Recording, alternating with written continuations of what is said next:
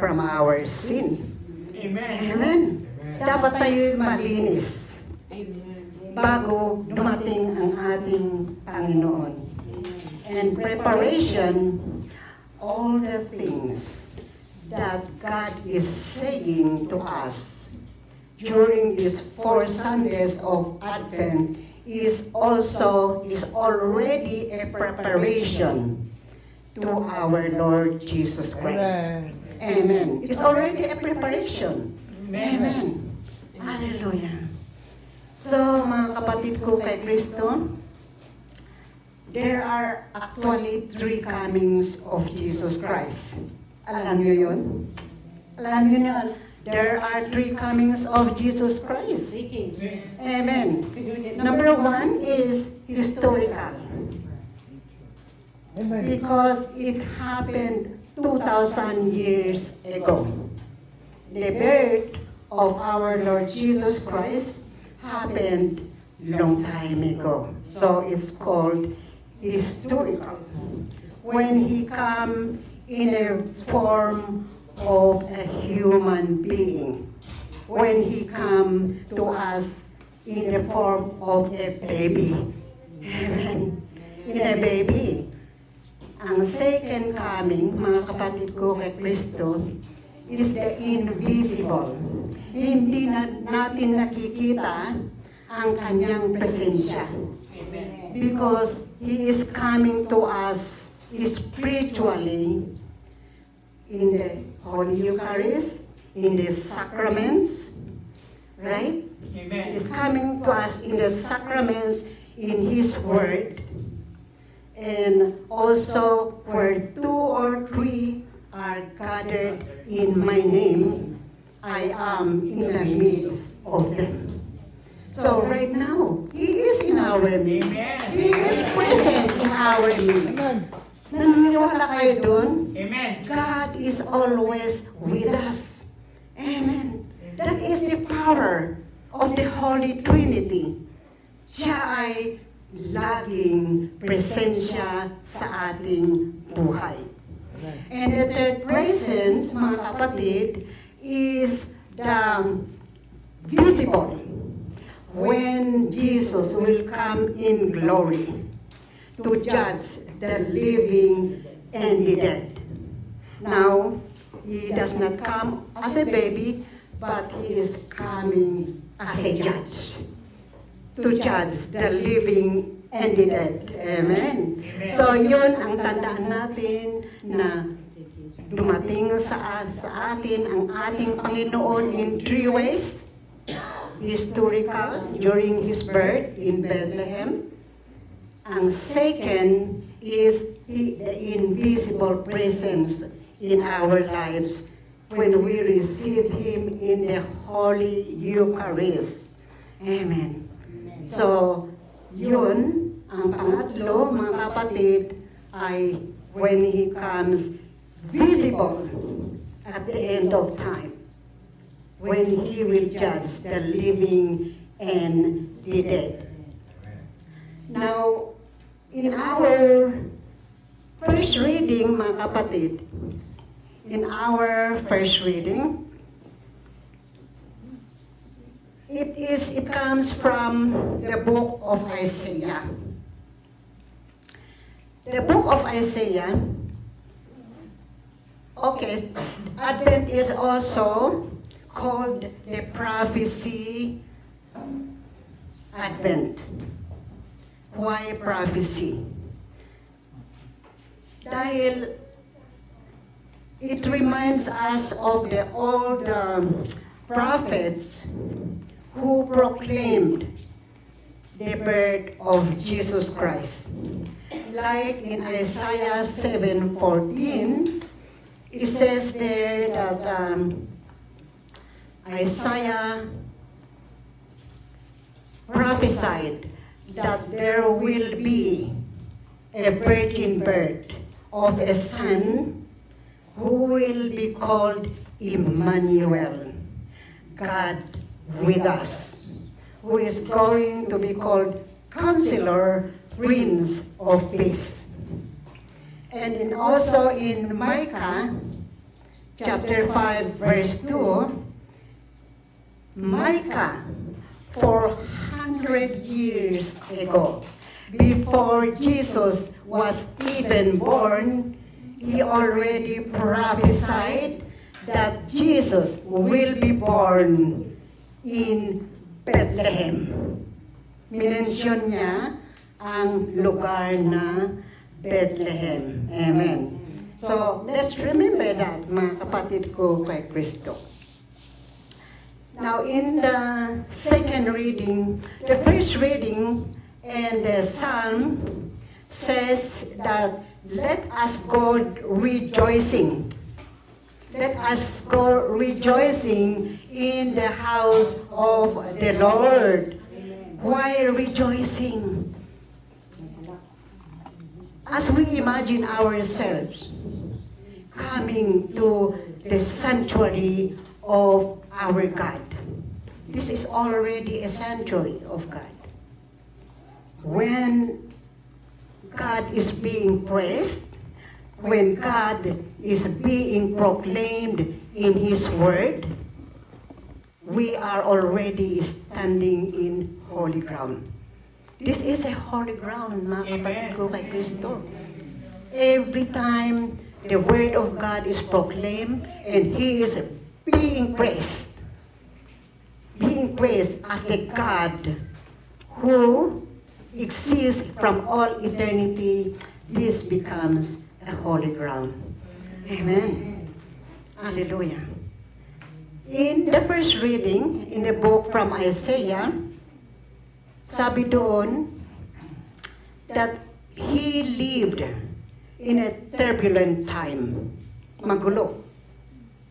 Mga nations are warring each other. But Isaiah foresee a restoration of his people.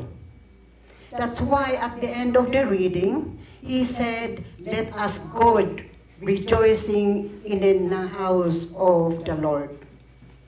Why rejoicing again?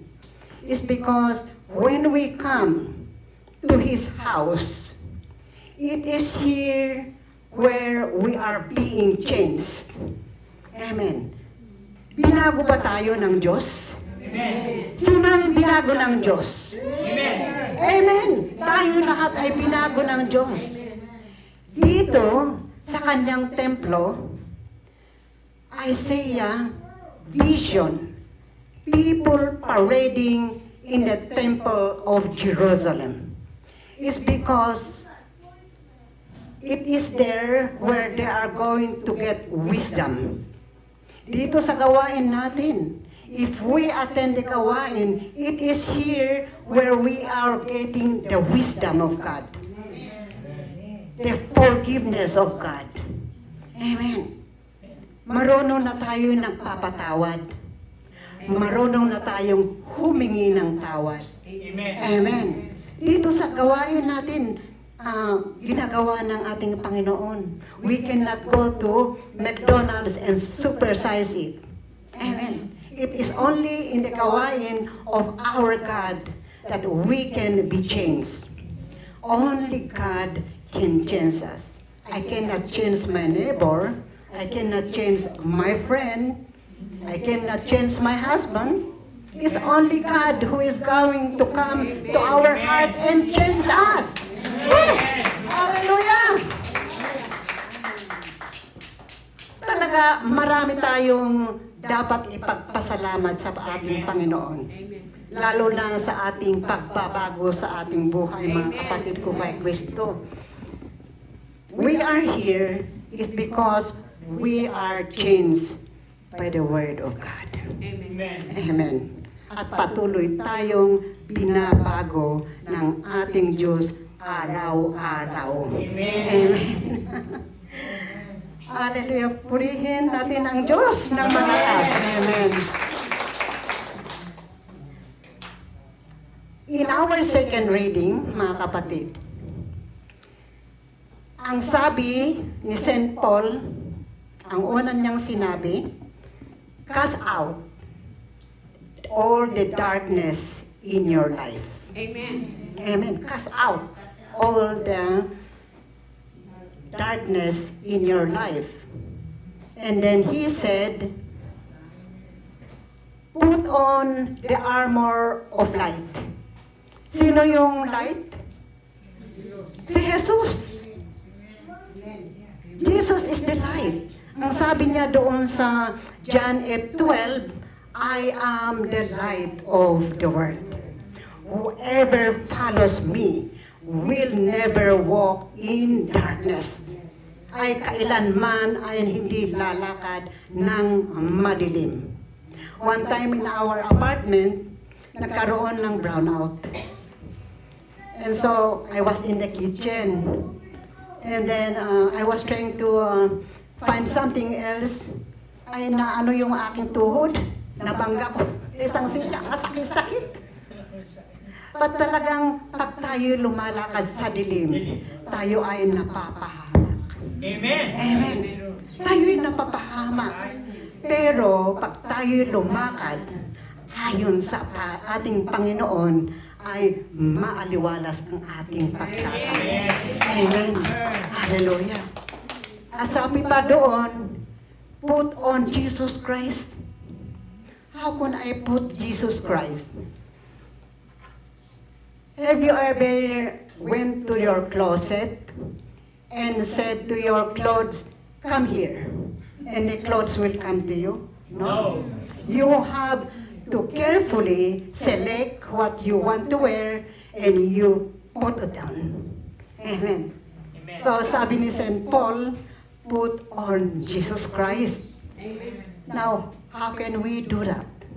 How can you put on Jesus Christ? Amen. Hindi ibig sabihin, itong ating damit ang ating isusuot. Ang ibig niya sabihin, hindi. Ang ibig sabihin ni St. Paul is, we have to include Jesus Christ in everything that we are doing. We have all kinds of job to do, right? Whether you are a housekeeper, you're a nurse, you're a doctor, whatever it is, there is millions and millions of jobs that God has provided us.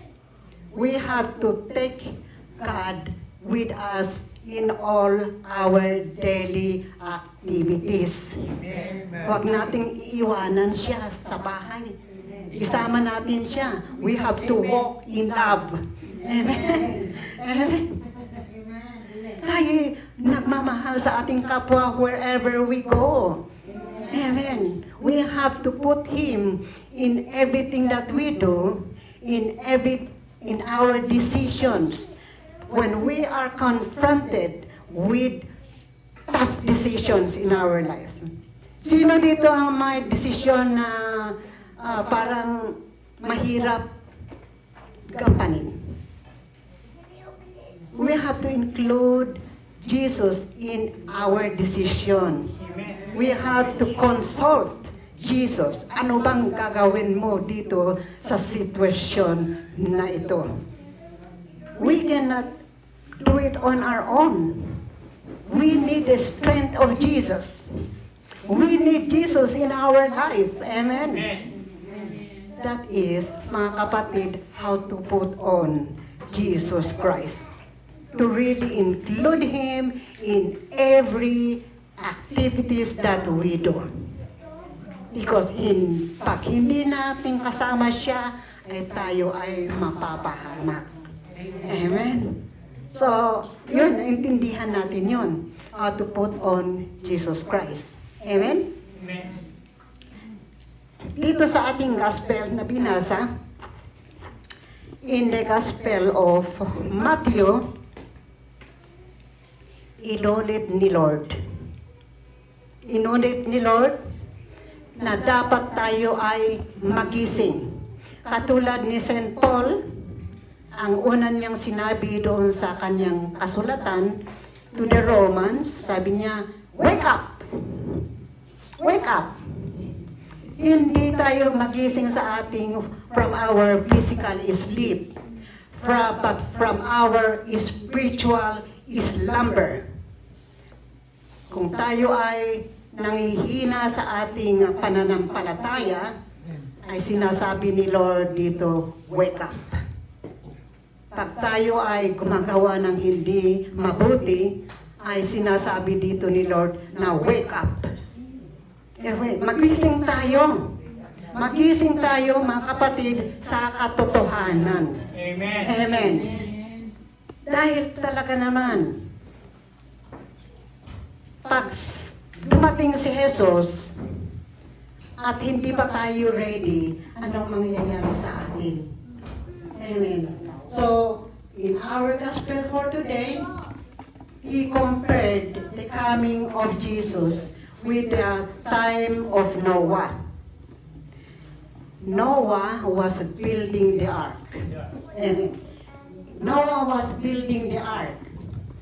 Well, the people in his time were drinking, they were eating, they were marrying, they were enjoying themselves. Mga kapatid, hindi masamang mag-enjoy. Amen.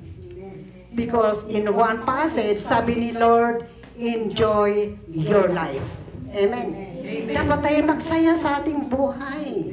Amen. But the problem is, the people during the time of Noah are spiritually not ready.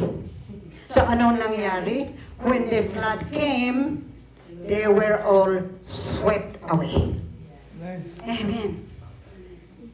This is not God is carrying us, but God is emphasizing to us over and over and over again that we have to wake up. Amen. Wake up. We have to be watchful. We have to be alert. We have to be vigilant. Amen. And we have to be awake really, and we have to be ready. Amen. Are you ready? Amen. There is a song that I learned when I was young girl, like seven years old, because I go to this, there was some Baptist missionaries who come to the mountain province na mahirap abutin. It's because there is no really pathways for a car to come in our place.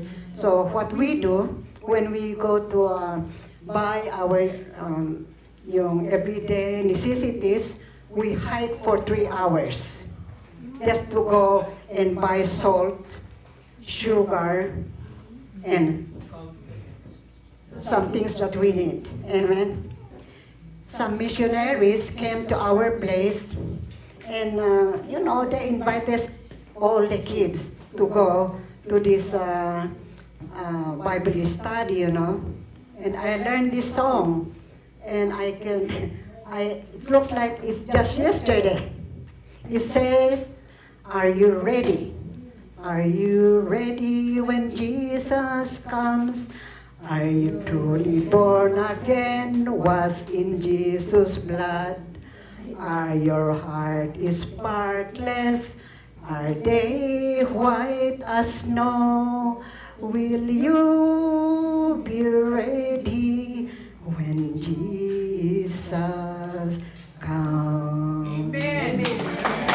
Yan ang tanong ni Lord sa ating lahat on this first week of Advent. Are you ready? Tayo ba ay handa?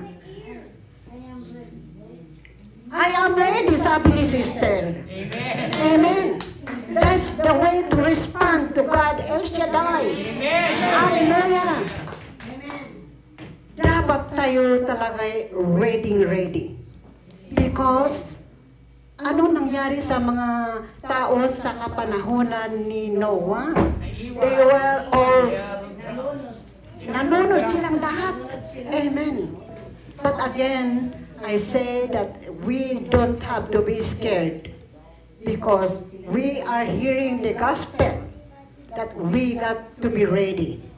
The reason for this first week of Advent is not to scare us, but to really warn us that we got to be ready. Amen. Ready na ba tayo lumaban dito? Hallelujah, purihin natin ang Diyos. Hallelujah, purihin natin ang Diyos. So, merong tatlo tayong gagawin to make our Jesus smile. Gusto ba niyong nakatawa ang ating Panginoon pagdating na dito sa ating buhay? Amen. So, 4 words. Mga kapatid, simple lang ang ating mensahe sa araw na to. Ang sabi lang ni Lord, humanda kayo. Be watchful. Be prepared. Be prepared. Like a soldier of Jesus Christ. Are we soldiers of Jesus Christ? Amen. Pag sinasabi niya na watchful, alert, vigilant, and awake and ready, parang description ito ng isang sundalo. I was a Girl Scout when I was younger too. And we have a motto there, be prepared, in big letters. So, pag sabi ng aming leader, tayo, tumatayo kami. Pag sabi ng aming leader, pumunta sa gubat, pumunta kami sa gubat. Amen. I live in the mountain province, so I experience going to the forest. Amen. We are soldiers of El Shaddai. Hallelujah. Totoo ba yan? Na tayo ay sundalo? Kaya dapat tayo laging handa. Dapat tayo laging ready. Amen. So, apat na ating gagawin para tayo maging ready sa Panginoon. I'm sorry I was not able to give it to our projectorist. But ito ang unang letra. Letter T. Letter T. Amen. No, it's not talent. It's not talent. Lakasan mo. Lakasan natin. Trust. Amen. Number 1 is keep trusting Jesus completely. Dapat tayo'y magtiwala sa Kanyang salita. Lahat ng sinasabi ni Lord sa atin ay totoo. Amen. Hindi tayo dapat magdadoubt sa Kanyang banal na salita. Pag sinabi niya, forgive your enemies, dapat patawarin natin ang ating mga enemies na tinatawag. Mahirap gawin yan, mga kapatid. Amen. Mahirap kayang magpatawad sa iyong enemies. Amen. Imposible ang sinasabi ng ating laman. Pag ang sinasabi ni Lord, love your enemies. How do we love our enemies? Pray for them. Wag nating pupuntahan yung ating enemies at i-impress natin sila kasi hindi yun mangyayari. But do it God's way. Pray for them. Amen. Pray for them, especially, not only that they will get some material things, but pray for them that they will realize that what they did is wrong para magbalik loob sila sa ating Panginoon. Amen. Pray for them. Hallelujah. Marami tayong napapag-aralan dito sa gawain ng Diyos na dapat nating gawin. But first of all, we have to trust in the Lord. Maniwala tayo sa sinasabi ng ating Panginoon. Huwag tayong sasaway sa Kanya. Pag tayo sumaway ulit, tayo mapapahama. Amen. Second letter is O. Who guessed letter O? Obedience. Lakasan mo, sister. Obedience! Dapat tayo'y maging obedience, ang pagsunod. Sunod. Pagsunod. Pag sinabi ng coordinator, gawin natin ito, gawin natin. We have to be obedient to our mga namamahala dito sa ating gawain.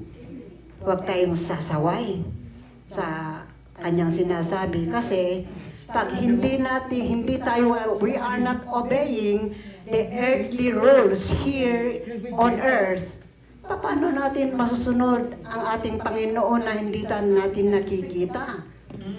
Sumunod muna natin dito. Amen. Sundan natin ang mga traffic light. Amen. Pag sinabi 35 lang, 35 lang, okay? Pag sinabing 65, 65. But sadly, talagang maraming tao na hindi sumusunod sa traffic lights. Pag ikaw ay nahuli, patay kang bata ka. Amen. Patay kang bata ka. Magbabayad ka pa ng $75. Amen. So I better obey than to suffer the consequence. Hallelujah. Dapat tayo sumunod sa ating Panginoon. Amen. Pangatlo, mga kapatid, is what is letter P? Because we are going to the word TOPS. T-O-P-S. What is letter P? Lakasan mo, brother. Praise. Praise! Praise! Praise! Or pray. Pray, praise, and always be thank good to Him continuously. Dapat na tayo magpasalamat sa Kanya araw-araw sa ginawaan ng Diyos. We are so blessed. Are you blessed? Amen. Amen. May isang kwento, sabi mayaman si El Shaddai. Mayaman si El Shaddai talaga. Dahil maraming nagbibigay. But saan nanggagaling yung kayamanan sa atin? Nasa bulsa pa natin. Amen. So, kunin natin yung kayamanan natin sa bulsa at ibigay natin. Amen. We are speaking of thanking God for blessing us. Really, pag nakita natin ang ating sarili from head to foot, how blessed we are. Amen. I again imagine myself when I was, when I was in the province, that I don't even have any sleeper. We have to walk barefoot throughout our elementary life. But now, marami ng sapatos. Meron ng mga sapatos na kung hindi na mabilang ang sapatos. Amen. Amen. Hallelujah. That is how blessed we are, mga kapatid. Tignan natin ang ating sarili from head to foot. Talaga naman, ang ating Panginoon ay labis na nagbibigay. Amen. So, He is a giver. So, we have to imitate our God as a giver. Amen. He gave the most precious thing in the world, His Son. Amen. For God so loved the world that He gave His only begotten Son, that whoever believes in Him shall have eternal life. Yan lang ang sabi ni Lord. Maniwala lang tayo sa Kanya at sumunod tayo sa Kanyang sinasabi ay tayo ay maililigtas. Amen? Amen. Hallelujah. So, as I was meditating on this word, merong isang family. Meron silang isang anak. Sabi ng ina niya, sabi ng mother, anak, malapit na ang Pasko. So dapat maglinis tayo. Dapat maglinis ka sa iyong kwarto. Sabi ng bata, don't worry, Mama. I will clean my house tomorrow. Amen. Mga kapatid ko kay Kristo, we may never see tomorrow. Baka hindi natin makita ang bukas. Huwag nating isabukas ang dapat nating ginagawa ngayon. Ngayon na. Ngayon na. Gawin na natin ngayon ang sinasabi ni Lord sa atin. We never know, mga kapatid, kung anong mangyayari in the next minute, in the next hour, in the next day, in the next year, in the next month. So dapat tayo gumawa. Amen. Sabi ni Lord, Matthew 24:42, blessed are you when I come and see my servant doing. Pat tayo'y gumagawa. Mapalad ang mga anak ng Diyos na pagdating ni Jesus ay sila ay naging faithful sa kaniyang sinasabi. Amen. Na gumagawa sila, na hindi sila nag-give up. Amen. Tayo ba'y mag-give up? No! No way, Jose! No way, Jose! Ngayon ba tayo mag-give up? No way. Amen. We have come all the way. What is our anniversary past? July 27. Anong bilang? 25th? 27th anniversary. For this 27, we have persevered. Ngayon pa tayo mag-give up? No way. Ipagpatuloy natin ang ating pagsunod sa ating Panginoon. Amen? Hallelujah! Purihin natin ang Diyos! Talaga naman. So, ano ang ating pinag-aralan sa araw na to? Be watchful. You know, ang ibig sabihin ng watchful is not to just watch. Sabi ng angel sa mga disipulo nung umakyat si Lord sa langit, why are you looking up in the heaven? You have work to do. Sabi niya you have work to do. So habang si Lord ay hindi pa dumarating dahil umakyat siya sa langit, dapat tayo'y gumagawa. Gumagawa ng kanyang kagustuhan, hindi yung ating kagustuhan. Amen. Ang faithfulness natin sa Panginoon is maganda ang reward. If we will stay and not give up, ay meron tayo'y gagantipalahan ng Diyos. Sabi ni Lord sa Hebrew, He is a rewarder of all the people who diligently seek Him. Pag hinahanap natin lagi ang Panginoon, ay we have a reward. Gusto ba niyo ang reward? Amen. Ano ang reward natin? Eternal life. That is all our goal. That is why we are all here gathered every Saturday attending fellowship, attending formation, attending outreaches, is because there is a God. There is a God who saves, who lives, who loves, who protects. Hallelujah.